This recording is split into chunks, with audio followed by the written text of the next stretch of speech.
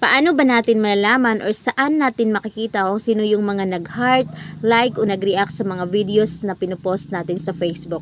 So kung gusto nyong malaman, patapusin mo lang tong video na to. Pindutin mo lang tong Facebook app at nakita yung tatlong linya sa taas na may circle, pindutin.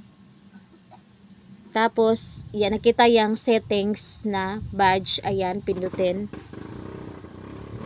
Scroll up. Hanapin dito yung itong activity log, pindutin. And then pindutin tong your activity across Facebook. Tapos pindutin tong comments and reactions. So ito lang guys. So yun lang yung step by step niya.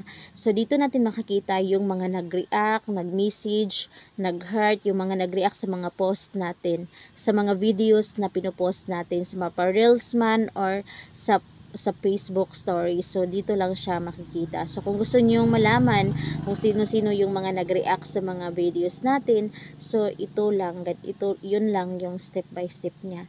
So ganyan lang. And thank you for watching.